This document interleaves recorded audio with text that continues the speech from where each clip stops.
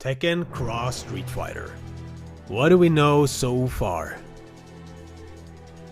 Since the game was first announced at the San Diego Comic-Con back in 2010, together with Capcom's version of the crossover, Street Fighter X Tekken. Since then, Namco has kept the project on hold, trying to wait for a right moment to set a release. Capcom's Street Fighter X Tekken was released 2 years later in 2012, with the style of how a Street Fighter game with Tekken characters will be represented. Jumping back to the announcement in 2010 and the time after, not much more was shown of Namco's Tekken X Street Fighter project, except for the announcement banner facing Jin and Ryu, and their evil counterparts Devil Jin and Evil Ryu. Using the upcoming Tekken Tag Tournament 2 graphic engine, showing off a few images of an early CG rendered Ryu wearing Paul's Karate Gi uniform. Harada soon after also tweeted some concept arts of Ryu and Chun-Li for the project. Around the time of Tekken Tag Tournament 2 in 2012, the awaited crossover was announced to be around 30% complete, as they had all the character model, moves and the setting in place. The cast from both games were planned out also. The year after, a free-to-play Tekken game was released named Tekken Revolution. This game felt like an experiment platform for the upcoming Tekken X Street Fighter project, as they were trying out new mechanics and by adding Tekken character named Eliza to throw fireballs to the type of the one you see in King of Fighters. Soon after the Tekken Revolution game, things weren't looking so promising for the Tekken X Street Fighter project. The team was set to focus on the 20th anniversary of the Tekken series in 2014, and the next installment in the series was Tekken 7. By this time, there were no more words on Tekken X Street Fighter. The project has not been scrapped, but it was set on hold.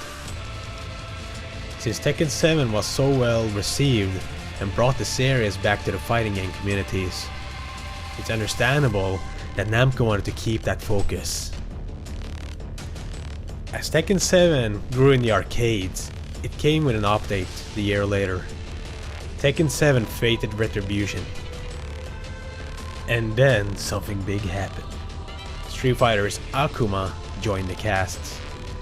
This was something not to be expected by anyone, but it was of course the thing that most fans were more than happy to see, as this was the closest you can get to Tekken X Street Fighter. And this was Harada's way to implement Street Fighter into Tekken after all these years. And it has worked pretty well, except to the fact that the character has been too strong competitive, but that's another story.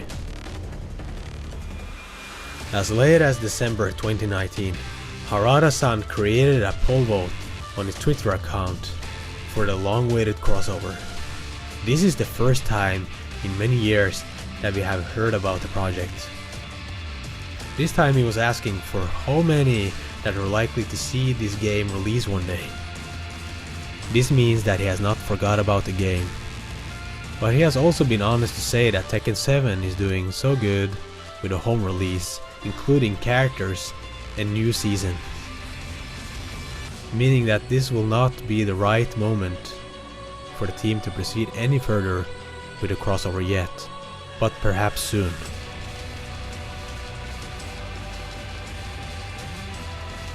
How soon, you may wonder? To create a possible timeline, since Tekken 7 is still ongoing, and at the time of this video, Season 4 is just around the corner. There is likely that we won't see Namco's version of the crossover that soon, or even yet, maybe never.